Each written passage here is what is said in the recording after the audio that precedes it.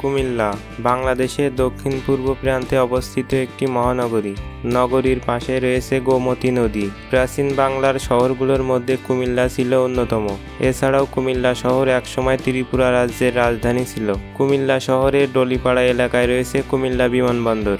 বিমানবন্দরের সাথে গড়ে উঠেছে কুমিল্লার ইকোনমিক জোন, ইপিজেড সহ বিভিন্ন শিল্প কারখানা। ফলে বিমানবন্দর এলাকায় হয়ে উঠেছে ব্যবসা বাণিজ্যের একটি শহর। কুমিল্লা শহর একটি বিভাগ কেন্দ্রিক শহর।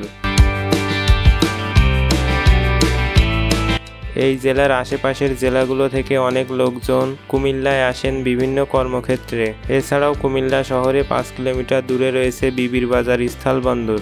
ডিজিটাল জনশুমারি ও গৃহগণনা 2022 অনুযায়ী কুমিল্লার আয়তন এবং জনসংখ্যা বাংলাদেশের 11তম বৃহত্তম মহানগর। 1790 সালে কোম্পানি শাসন আমলে ত্রিপুরা নামে জেলা সৃষ্টি করা হয়। তৎকালীন বর্তমান কুমিল্লা, চাঁদপুর, ব্রাহ্মণবাড়িয়া, নোয়াখালী, লক্ষ্মীপুর, ফেনী, শাহবাজপুর, হাতিয়া ত্রিপুরার কিছু অংশ, চট্টগ্রামের সন্দ্বীপ ও মিরসরাই নিয়ে সমতল অঞ্চল নিয়ে ত্রিপুরা জেলা ও পার্বত্য অঞ্চল নিয়ে পার্বত্য ত্রিপুরা নামে ভাগ করা হয়।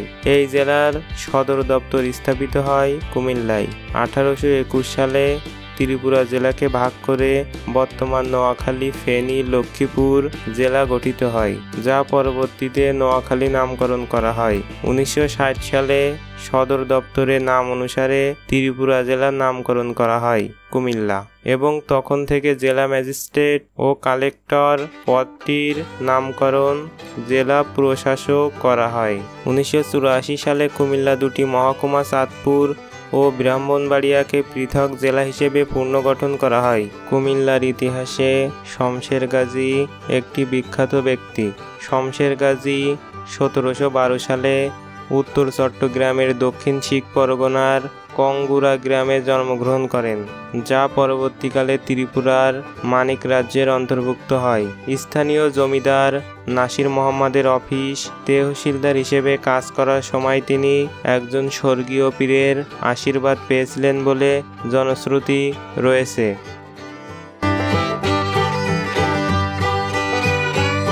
ব্রিটিশ শাসন আমলে শুরুর দিকে জমিদারি প্রথা কৃষকদের জীবনকে কষ্টকর করে তুলেছিল। শমশের গাজী ছিলেন বিজ্ঞ, যোগ্য, দয়ালু এবং উদার শাসক। তিনি দরিদ্র কৃষকদের কষ্ট কমানোর জন্য বিভিন্ন পদক্ষেপ নেন এবং অর্থনৈতিক উন্নয়ন ঘটাতে সক্ষম হন। ফলে নিত্য প্রয়োজনীয় জিনিসপত্রের দাম কমতে থাকে। তিনি হিন্দু, মুসলমান কৃষকদের জন্য ভূমির ব্যবস্থা করেন। তিনি রাজধানী জগন্নাথ, সোনাপুরের ভিতরে ও বাইরে বহু সংখ্যক দিঘি খনন করেন এবং বিদ্যালয় স্থাপন করেন। তিনি যেসব দিঘি স্থাপন করেছিলেন তার মধ্যে কায়ার সাগর ছিল সবচেয়ে বড়। 1905 সালের বঙ্গভঙ্গের সময় কুমিল্লা শহরের গুলিবর্ষণে একজন মুসলমান নিহত হলে পুরো কুমিল্লা জুড়ে সাম্প্রদায়িক উত্তেজনা বাড়তে থাকে। 1921 সালের 21শে নভেম্বর দেশব্যাপী হরতাল পালনের প্রস্তুতি গ্রহণ করা হয়। এখানে কাজী নজরুল ইসলামের দেশাত্মবোধক গান রচনা করেন।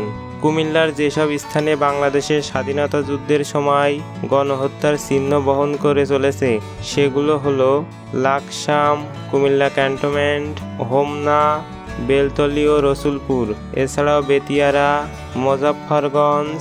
অন্যান্য জেলাসমূহের মতো কুমিল্লা জেলাতেও একজন ডেপুটি কমিশনার, ডিসি বা জেলা প্রশাসক আছেন, যিনি জেলার সকল প্রশাসনিক কর্মকাণ্ডের কেন্দ্রবিন্দু। জেলা প্রশাসকের কার্যালয় শহরের ধর্মসাগরের পূর্ব দিকে ফৌজদারি এলাকায় অবস্থিত। কুমিল্লার অধিকাংশ মানুষ কৃষি কাজ করে তারা জীবিকা নির্বাহ করেন। কুমিল্লায় কৃষি কাজ করে জীবিকা নির্বাহ করে 33% মানুষ, ব্যবসা করে 17% মানুষ, চাকরি করেন 19% মানুষ এবং নির্মাণ শ্রমিক 1% মানুষ।